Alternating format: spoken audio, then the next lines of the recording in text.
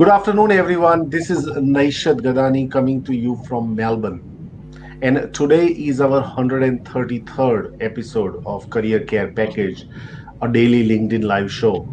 And today we are talking about career change and specifically how to do the career change more efficiently and effectively. And to help us unpack this sometimes confusing and daunting process, we've invited two experts on this, Alex and Rachel. Both of them also volunteer with Project Displace, so we want to give a big shout out to Anthony and his work in these COVID-19 times, which is absolutely amazing. And through them, we have got this fortunate time to pick up their ideas and brains around how to do an effective career change. Both of them also have got a story about career change, and we will talk about that as well as we go along. But if you got questions for Alex or Rachel about career change, be it a resume, be it how do you effectively talk about their interview process, or how do you take the first step, feel free to drop in your questions and we will take that with Rachel and Alex. But before we get them to talk, let's welcome Caroline Brown. Thanks, Nash, and it's fantastic to be here and really excited to be speaking to you guys, Alex and Rachel, because I know that you're both experienced in the recruitment space, but also with the work that you're doing with Project Displace, because I know, like, at this time, people feel really overwhelmed. It's A, there's not so many jobs, well, there's not a lot of jobs out there. B, people need to career pivot or career change, and it feels very overwhelming, and where to actually start that. So thank you so much for joining us. I reckon a great place to start would be with you, Rachel, and then you, Alex, just to give people a bit of a background about the work that you do. Sure, absolutely. Well, thank you, Naish, and thank you, Carolyn, for having us on today. It's really a good opportunity for us to really talk through those challenges, particularly in the current environment, and also explain a little bit about the work that we're doing with Project Displace to support those displaced employees throughout the country. A little bit of background for myself. So I spent many years within the travel and aviation industry. Right from I started as a travel agent many years ago, and then coming over to Australia, I spent a number of years within the sort of HR learning and development space.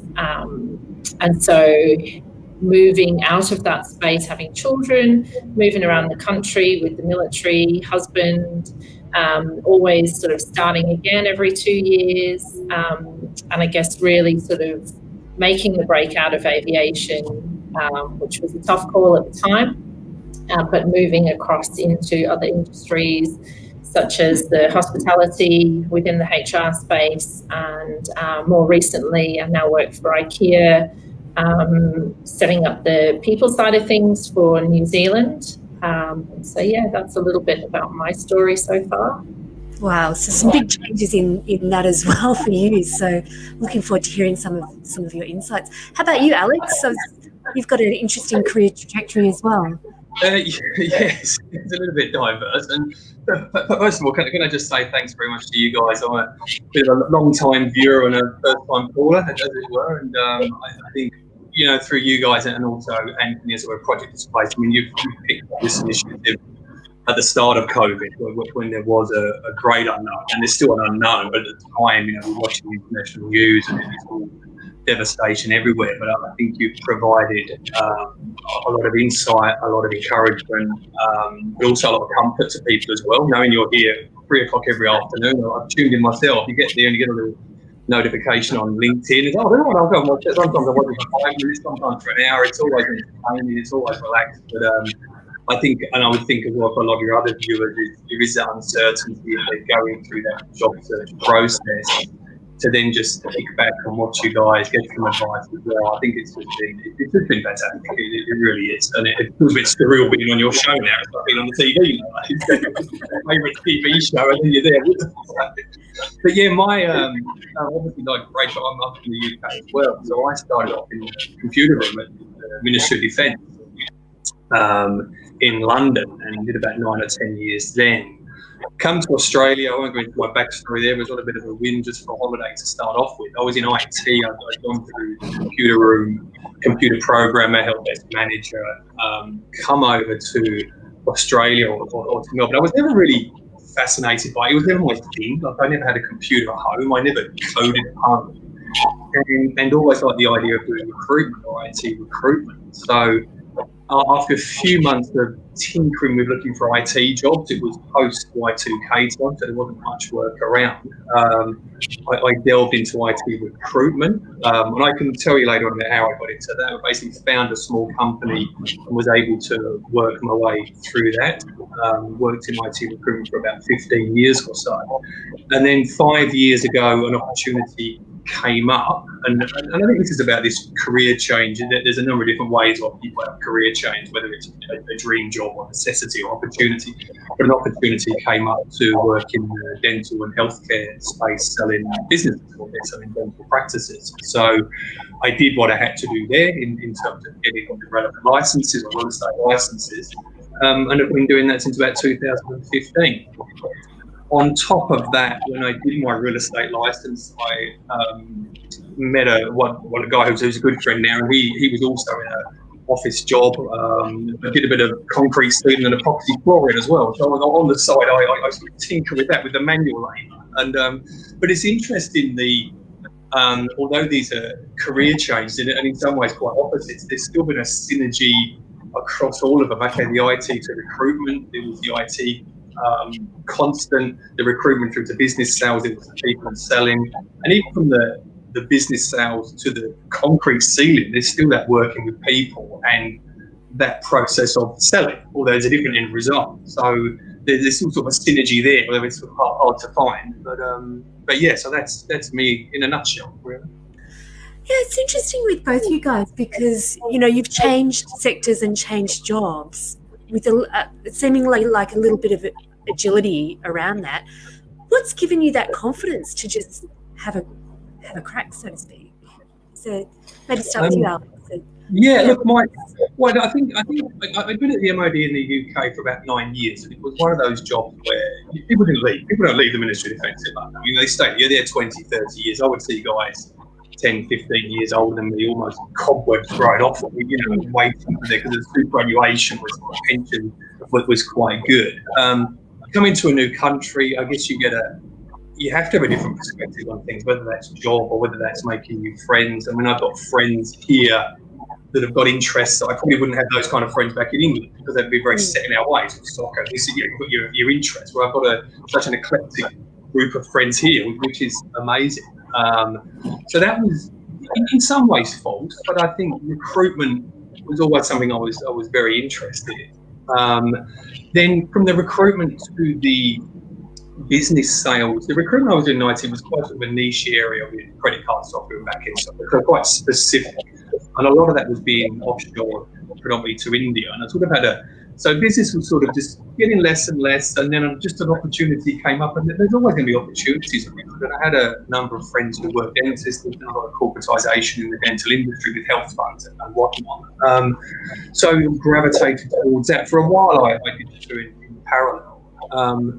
But really, it was just a little bit of necessity, but also just if there's an opportunity there and you do your due diligence and it all stacks up, hey, well, let's give this a go. I must admit, it does get harder. The older you get, the more responsibilities you have. When you're younger and single, when you're renting a room in a shared house, that's what you get. When you've got a mortgage and a marriage and children, those jumps do become a little bit more, or a lot more measured in that way. Yeah, that makes sense. What about you, Rachel? What's sort of been giving you what's been behind the decisions for you? What's given you the courage to make the changes? I think initially, Carolyn, it wasn't an easy step.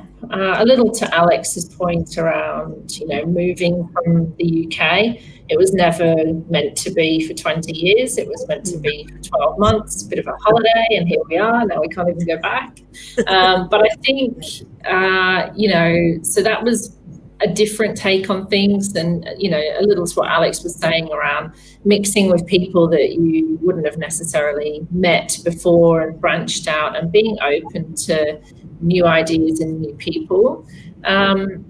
And then I think probably being a military wife and moving every 2 years, I think we did together something like 8 moves. We've had 3 children in 3 different states. You know, it's that then added that additional layer and probably made me the more resilient person I am today through that. But it was a journey, and I don't think it comes naturally. I remember when I had to resign from Virgin Australia, and I was devastated. You know, it was a great company, it's great values. You know, something that I thought I'd be with forever, and then to have to make those decisions and make those changes, but then knowing that there is life beyond that too. And I was lucky enough, I was able to do some study while I was having children, and sort of shape my career direction into a different way. So I think there's learning curves along the way, but it's not necessarily going to be easy, particularly for people now in the current environment. But yeah, it's good to have a goal and to stick to it and to tick off those milestones as you achieve. That makes sense. And what are you hearing from people with your work with Project Displace in terms of the changes, like fear around making a change? What sort of things are coming up for people in terms of making career change right now? I think so. I mean, the people I've spoken to, it's such a wonderful group of people, and you know, I've been involved in this. It was really just as a LinkedIn conversation. I didn't know Anthony before he started in March. Thinking on LinkedIn, well, this would be good. You know, I've only really ever helped out the local school fate before, and it's just been some fascinating conversations with people. But initially, when Anthony started, it was predominantly for the hospitality and aviation. So there's a lot of people coming out there from Qantas and Virgin, particularly Qantas, who have been in these roles for such a long time. We're talking 20 years, 25 years, and this kind of career change has been forced on them. I mean, we use the word unprecedented, I guess. It's been done to death, but literally to have your industry cut off at the knees like that. And the resilience that they have shown has just been incredible, because you know all they ever knew has been taken away from them, and even from sort of the cabin crew staff. I mean, it's all well and good to say, oh, you've got great customer service skills. You can just get a customer service job, and they can, but it's chalk and cheese. The cabin crew are flying around the world. One minute they're in LA, and they're, you know, on a plane, and it's all great customer service, and then you're in a call centre stuck at the desk. It's difficult. It's been difficult for them. I think initially there was a lot of panic there. There was a lot of uncertainty. But some of the stories I've had from people, it's just been amazing. And a lot of them have been cabin crew in that sense. But there's one lady I know who's about to become a postie.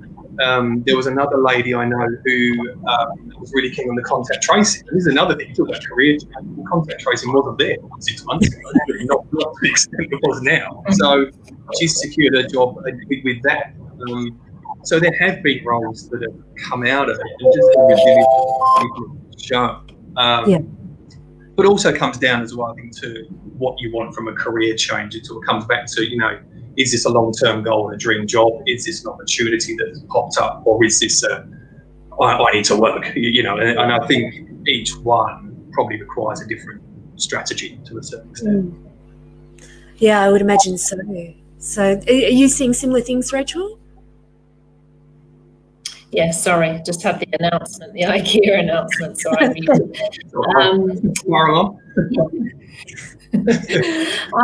Yeah, look, I think, you know, we were, I guess Alex and I were a couple of the originals with Project Displace when it first started. And so I don't know about you, Alex, whether you've sort of seen a change in the people that we're talking to now and they're coming through. But ultimately, yeah, we had in the beginning, there was a lot from the hospitality, arts, aviation industry. There still is, you know, there's an awful lot of people that are impacted. I've also had a lot of students of late, international students looking for advice. You know, we've had CFOs, we get a whole range of people just looking for tips and advice on you know, how to move forward and career pathways and looking for change. Lots of people are embracing it. And they're actually, a few pilots I've spoken to are really keen to, actually have a change and embrace something a bit new and be able to, once they've identified those skill sets that are transferable, be able to, actually embrace something that's new and maybe a bit different for them that they didn't think they would ever be doing. Sounds like a perfect excuse in some ways. It's like lots more opportunities. I think, employers, I mean, at the end of the day, if you need hard skills, if you're going for an IT role and you want to be a Java developer, of course, you're going to have done some groundwork to become that. But I think with the softer skills, I think recruiters and hiring managers are being more open. I use the cabin crew stuff as a typical example. I mean, their customer service skills are second to none. I've heard stories of people, you can steer in coals or walls. Nothing wrong with the coals or walls people, but you can spot someone who's been a cabin crew member. They stick out like they're just overly professional in that customer service way. And I think employers are open to this, considering people from other industries, because they do, there's a lot of qualities that they can bring. Absolutely. I just wanted to give a shout out to Navjot, Balin, Zoheb, Imtiaz, and Project Displace, said rockstar guests today. Thank you, Project Displace, for that resounding endorsement. I think we got our first question. So let's probably start to deal with questions, and we will cover those questions. How do you cope up with the fears of career change? It could be daunting, and I think that was one of the things that I mentioned. I was looking for a word that really resonated with career change, and especially career change right now. It's a daunting process because there are less number of jobs now. There are certain jobs which are not becoming apparent right now. It might come back on the trajectory, but we don't know when. So there's a lot of uncertainty that happens in the labor market. Previous to COVID, I think there were uncertainty, but it was still certain that there will still be jobs in airlines. There will still be jobs in travel, and there'll still be jobs in a cafe. Now those things have changed, especially if you are in Victoria. It is an extra pressure on that. So tell us about, we'll probably start with Rachel. Tell us about the fear and because as you outlined in one of the discussion, is that you also changed career, and it comes with its territory. It comes with that fear, and it comes with that uncertainty and living with that. What are your observations? What do you recommend people to deal with that?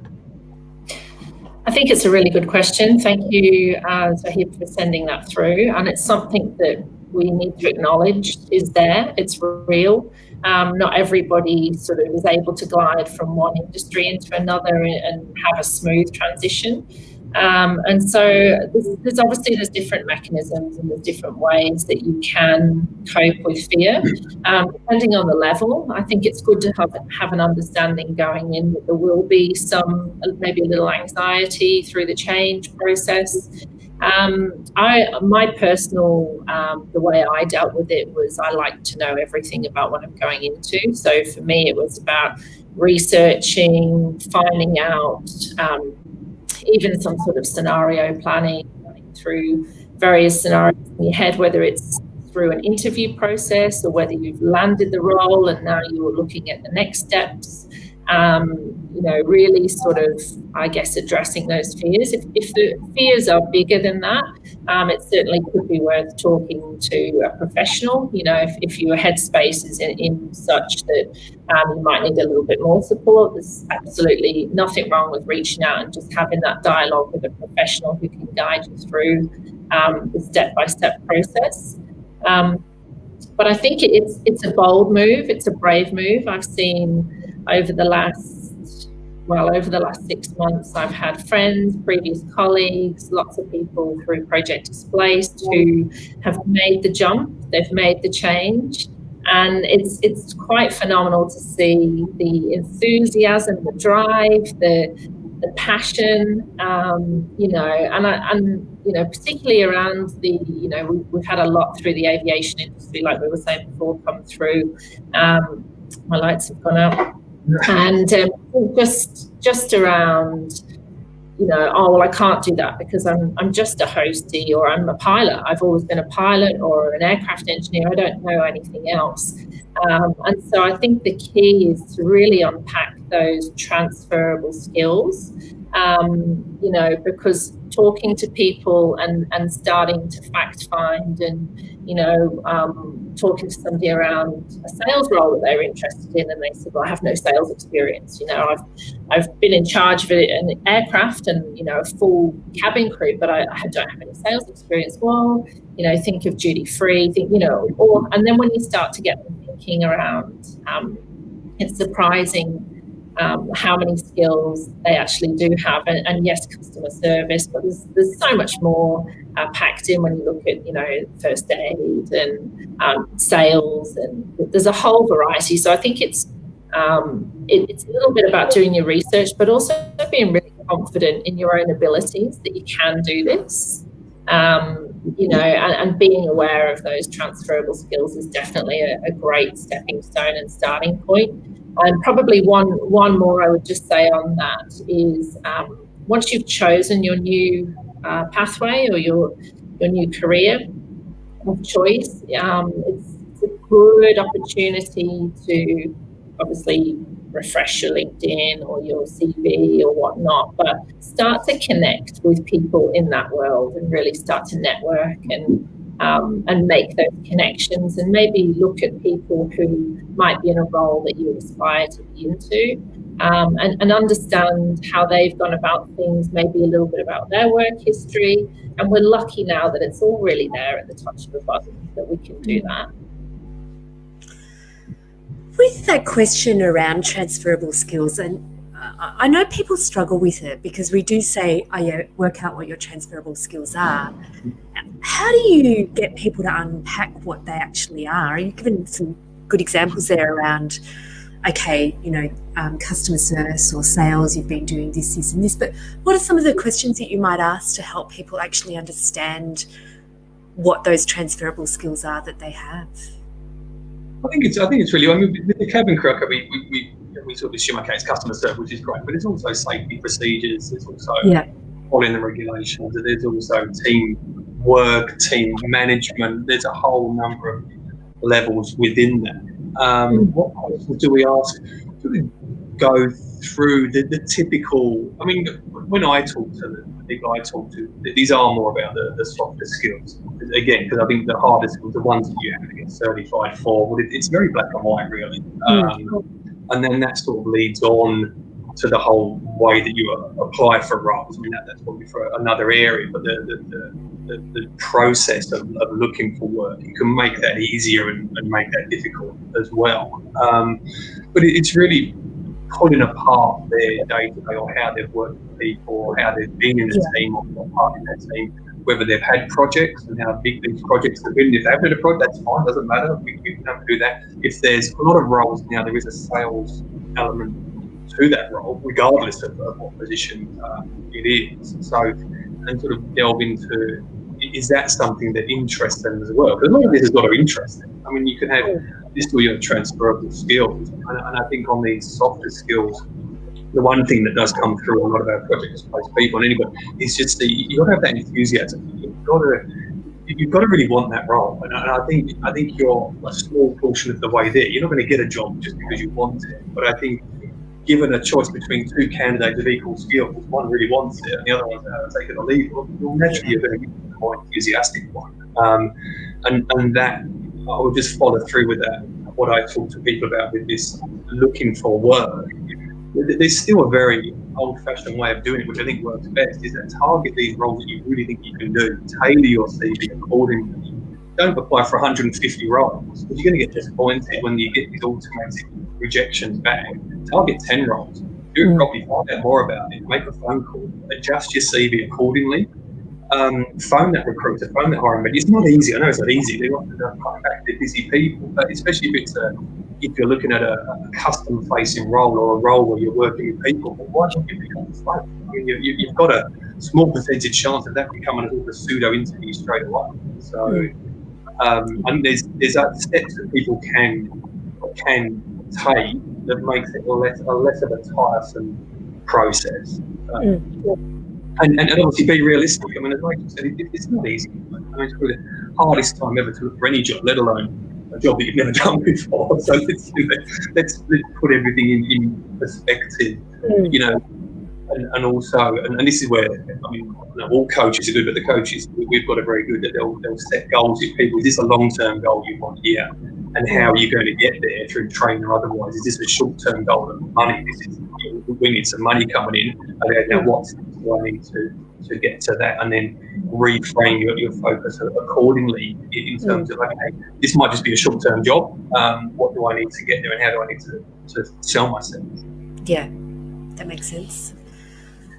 If I can also add, because I think Rachel, if you spoke about getting as much information as possible, which is also very very very important. If I reflect back on my career change from sales engineer to employment consultant, that's what I did. The amount of research that I did.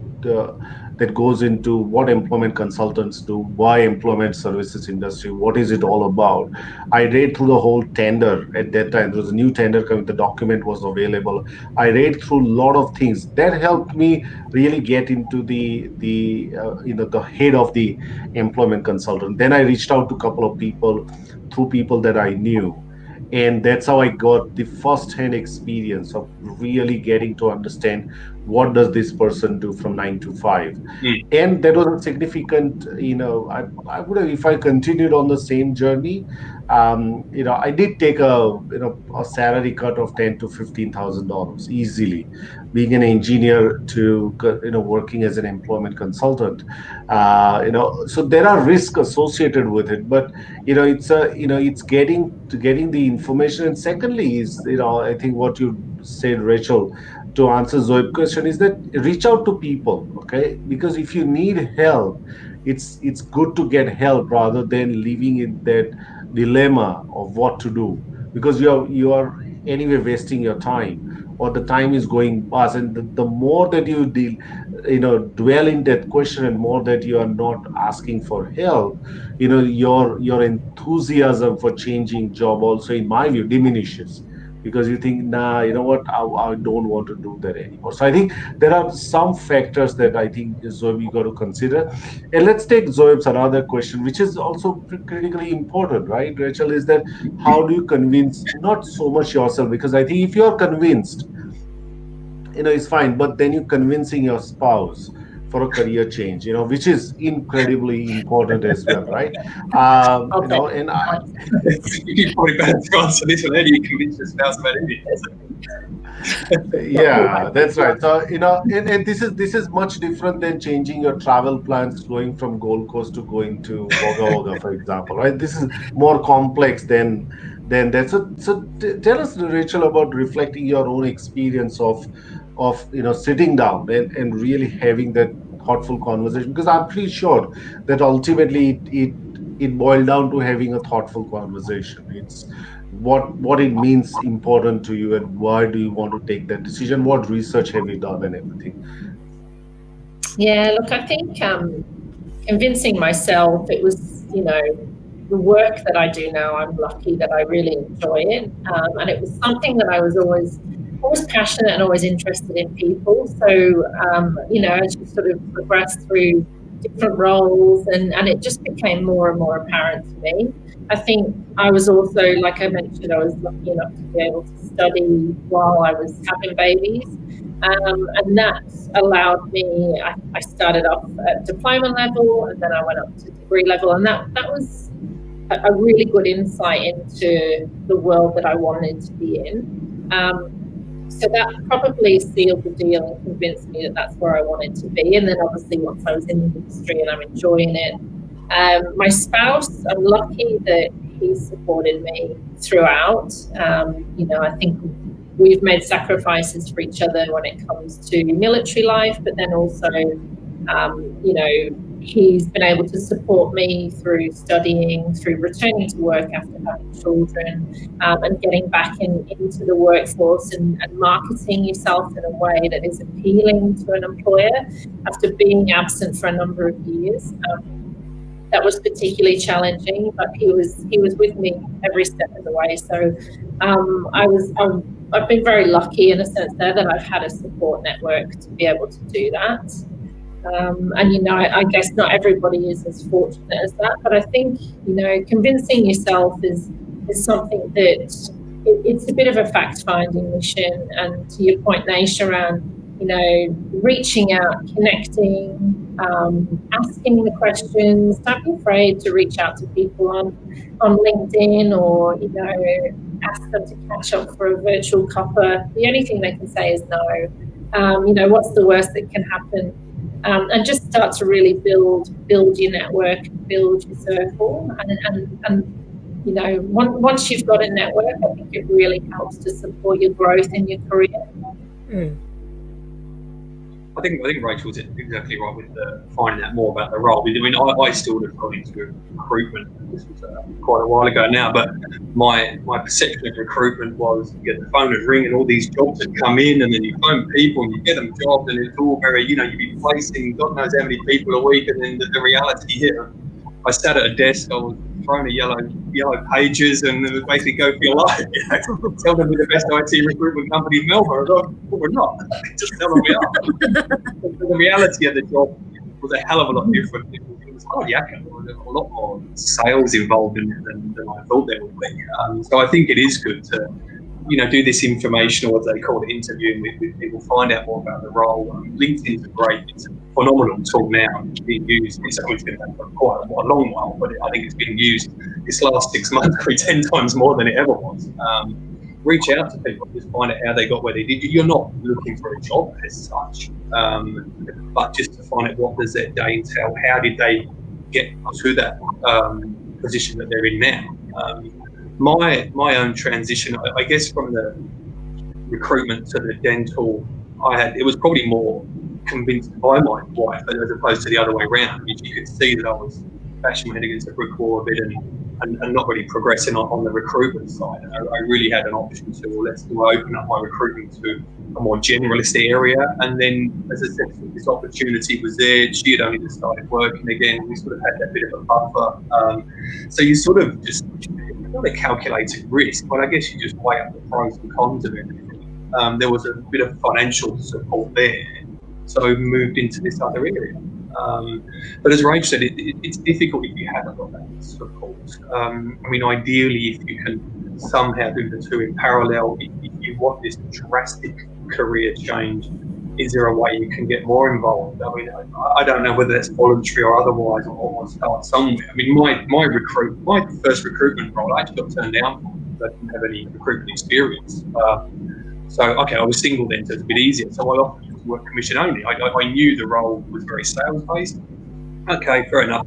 Haven't got local experience, I've got IT experience. I'll just go and work for your commission only. 50%, 50-50, that's fine. I had a think, and then they went, well, hang on a sec, he might be quite good at this. No, actually, we'll offer you a salary role and whatever their commission structure was. And then just doors open, if you're there searching for it. As it turned out, a couple of people left, I was given one client, and then things sort of started to come together. I mean, it's sort of no point going wondering, is it? But I think you do have to understand your responsibilities as well. Sorry, Rachel. Yeah, Alex, and I know you mentioned before about goals and short-term and long-term, and it's important for particularly for now, for the moment, the time that we're in with COVID, that we acknowledge that maybe we had a career change that was not during the pandemic, and even though it was difficult, it probably wasn't as difficult as it would be right now. And I know, Alex, you talked before around the short-term goals, and it might be that, for the next 6 to 12 months, your goal is to pay the bills. And so that's absolutely fine. And that's where our team will coach you through your options for your short-term goals, but then don't forget those long-term goals and hold on to those dreams, because they are possible and they can become a reality. It might just take a little bit longer. So it's not that it will never happen. It's just that you need to readjust your short-term goals to support where we are at the moment. But yeah, I think, from what Alex was saying before, definitely short-term but long-term goals. Just hold on to that dream and keep that passion for it.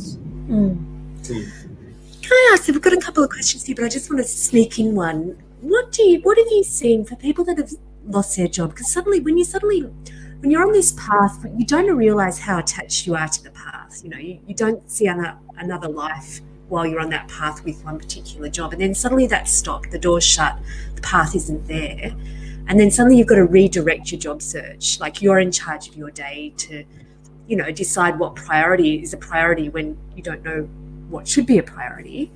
What have you seen people do that really keeps them buoyant and optimistic and taking positive steps? Is there anything fantastic that you've seen people do that helps keep people moving?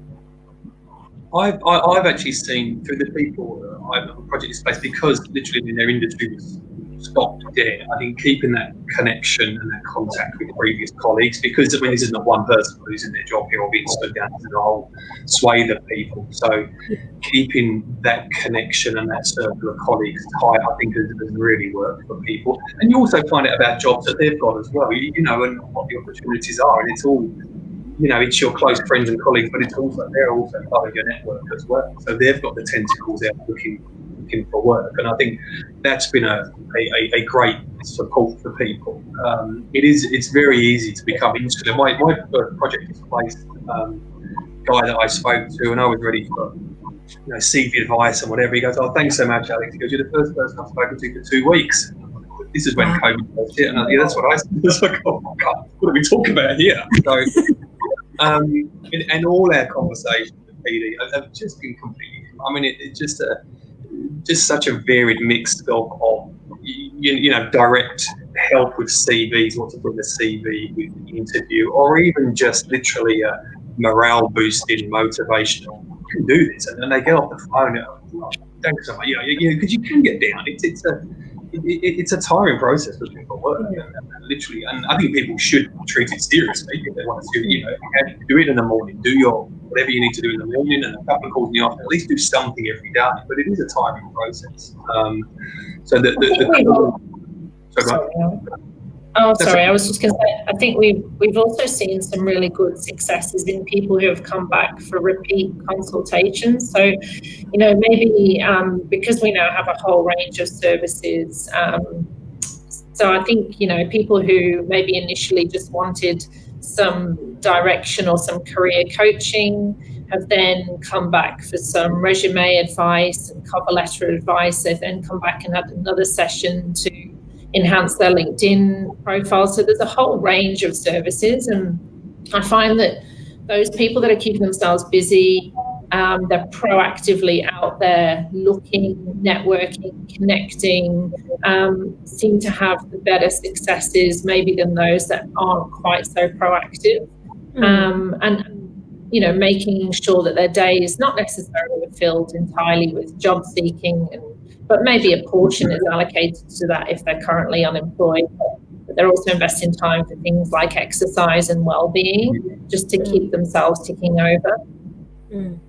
Yeah, I think it's very important to get. It's very, and again, when you're inside all day, it's very easy to get carried away with the news. Everything, go out. The world is still going on. There's a normal life going. People are still going for coffee. God knows what else. It's a bit easier for Nation in Melbourne. We get 2 hours now, so you're damned if you go and use those 2 hours. When it was 1 hour, you make sure you use that every day. But yeah, certainly I think absolutely clear in the head. Do what you do the job search. You get to a stage, there's nothing you can do. Stop sweating over it. Go out, clear your head, and then come back to it. So just little steps like that, and keep connected with people as much as you can, and check in with other people if you're feeling great. Check in with some colleagues or friends and see if they're okay as well. It's a two-way thing, and that helps you in the same sense. I mean, Project Displace has been just as good for me, to be honest with you.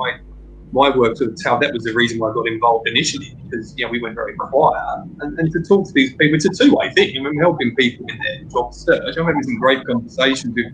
I spoke to a trumpet player the other day. I mean, incredible careers that people have got. It's been amazing. That's a great point about volunteering, isn't it? Really, it's about giving back, but you also get a lot from that process as well. So, yeah, Naish, you look like you're about to jump in.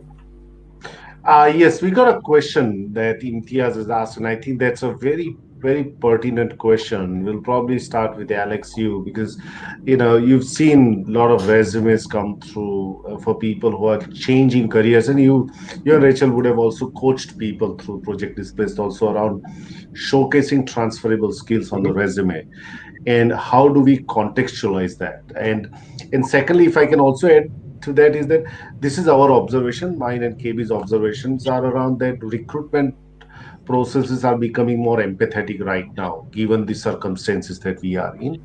I don't think so that somebody who worked as as a cabin crew losing a job and applying for a work with Coles, Woolies, or anyone would not be seen as that why are you changing? It would be seen as that's fine.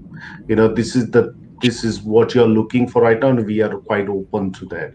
So, but is it across in your observation across some of the other sectors also? But let's look at the resumes. How do you really contextualize those skills?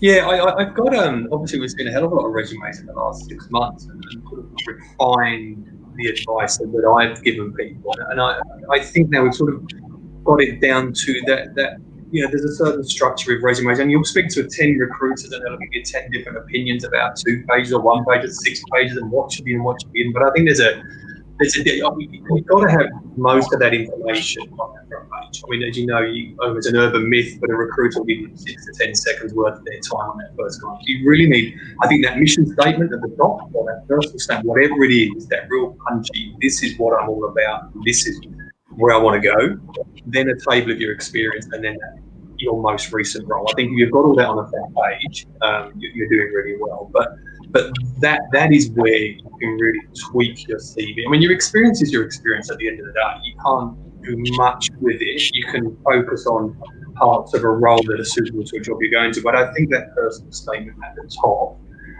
it's the one bit of a CV that you know is going to get looked at or it's going to get read. So to make that as enthusiastic as you possibly can and target it to the role you're going for. And also, as I said, just that process, make that phone call. You just got to make that phone call. No one's going to do it for you. And really, I think if you can just increase your chances by a couple of percent or a few percent by making that call, finding that more information.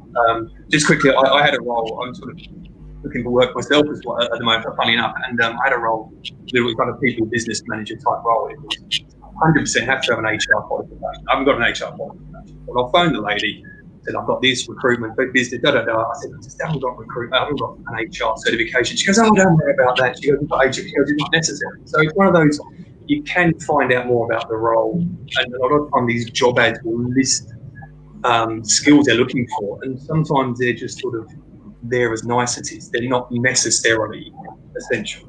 Sometimes they are, but I think just make your resume attractive. Don't make it wordy. Make the phone call, and just, I mean, that's about all you can do. I mean, just sell yourself as much as you can. And I think as well, like you said, Alex, your CV is your CV. You can't really change what your work history looks like or your qualification history, but what you can do is support it with a really powerful cover letter. And I would recommend that for every role that you go for, particularly those standout roles that, they're the sort of, that's the job that you really, really want. You write your cover letter to the role. So you research the company, you go back to the research piece again, but really understand what the company's about, what their vision and their mission statements look like, what their values are. If they do anything with corporate social responsibility that you could talk to. And then with your cover letter, you can address some of the key job criteria to explain why you'd be a suitable candidate for the role. But they sort of go hand in hand. I think it's always good, I don't know about you, Alex, to see a cover letter accompanying a CV rather than just a CV by itself. I think I would always write a cover letter, and I think it's well known now. I mean, you certainly don't replicate what's on your CV, make it different or make it a summarised version. But I would certainly write a cover letter. Don't make it. I saw one the other day was 2.5 pages long. Don't do that, because if you have got that 10 seconds of a recruiter's attention, don't waste them all on the cover letter. Make it. You're applying for the role. These are the, you're really keen.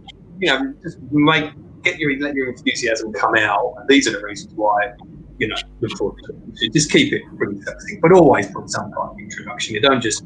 The worst thing I ever saw is, which is easy to do. It's so easy to apply for roles at the moment. Just, the old quick apply on Seek or whatever. Just fling the CV at a role. You're not going to get it. You just take that time just to write just a few lines about you're applying for the role. These are the reasons. And that's it. You can't do any harm. Put it up. It's a lot more personable than just flinging a CV and hoping for the best. That makes sense. Okay, I've got a question from... Okay, just a comment from Sarah, who says, good info shared. For a career change, connecting with people who are already there is a good approach. Reaching out to people on LinkedIn has been a good way for her to get conversations starting. Absolutely. I mean, there's so much information about people on LinkedIn. You can look up the name of the recruiter, you can see how long people have been in the company, you see how they've changed their roles, you see where they've come from into that role. There's absolutely no reason not to reach out. And I think you might have said it, Rachel, the worst thing people can say is no, or the worst thing that can happen is they can ignore you, and it doesn't really matter. My philosophy is be prepared for that, I guess. It will happen, but for every 10 that you send out, you might get something back. So it's definitely worth doing. Absolutely. I've got one story of one of my clients who reached out to a partner at KPMG, and that guy said yes. I wouldn't have thought that person said yes to an informational interview, but there you go. So people still like talking about themselves, don't you? People in that role. It's quite an honour that someone's approached you and tell me about how did you get to this position. To be honest, the right people, when I say that, the right people say yes. So people that are engaged with what they do and have got a story around that, or just love what they do or are interested in what they do, they're more likely to say yes, and they're more like, you're going to get a good conversation from the person that actually says yes. So and you stand out from the crowd. I guess that's, at the moment, that's critical, because the sheer volume of applications that are coming through is like nothing we've seen before. How do you stand out from the crowd? And maybe it is that phone call, whether it's the recruiter or the hiring manager that you can contact or you can connect in with, just thinking of different ways that make you stand out from the rest of the group. Look, just going back, I sort of harp on about the phone call side, but I know when I was a recruiter, if someone called me about a role, regardless, I would always give that CV a second. It's always harder to reject someone's application, regardless of this. It's always harder to reject if you put a voice to that bit of paper. When it's just a bit of paper with information on it, it's quite easy. You can imagine you've got 50 or 100 CVs there. You've got to get down to your shortlist somehow. I just feel that by having a conversation with someone, I can't guarantee, but you'll give them a little bit more of that attention span. All right. I think that's pretty much it. We don't have any more questions coming through, and we are coming to an end of the session. Rachel and Alex, thank you very much for coming along to be part of the show and share some of the insights and your experiences as well. Now, for our listeners, if you want to get to know what Project Displace does, just Google Project Displace. I think you can book an appointment with their HR practitioners and career coaches. It's all free. Don't worry about it. You don't have to pay a dime. You can probably buy a coffee or hot chocolate or a bottle of wine once you get a job, or 10% salary, whatever, whichever is cheaper. Okay? But it's a fantastic initiative, and Anthony has been on our show twice, and it is great initiative.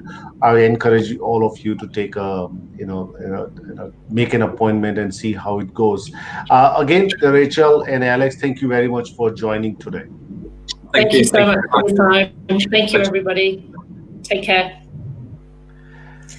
All right, KB. Yes. So, if you would like the show, please follow the hashtag Career Care Package. I think what we're up to 67. I don't know. I've lost count of how many people. Please, if you're enjoying these conversations, subscribe to our YouTube channel and get notification. We also go live on YouTube. And yeah, looking forward to tomorrow. We've got 2 conversations tomorrow, Nash. We've got That's right. Absolutely. So don't forget, tomorrow we have 2 LinkedIn Lives. Tomorrow 9 a.m. Melbourne time and 3 p.m. Tomorrow 9 a.m. we've got a guest coming all the way from US. But it's a very interesting conversation around networking.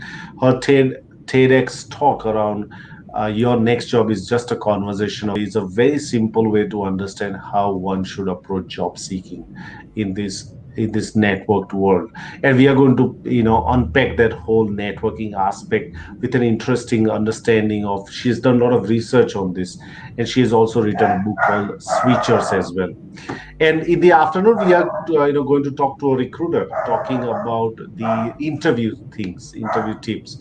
And that's my rowdy dog, if that's what you are listening right now. But yeah, so until we see you tomorrow morning, please look after yourself and your family members, and stay safe, everyone. We'll see you tomorrow. Bye for now. Bye, everyone.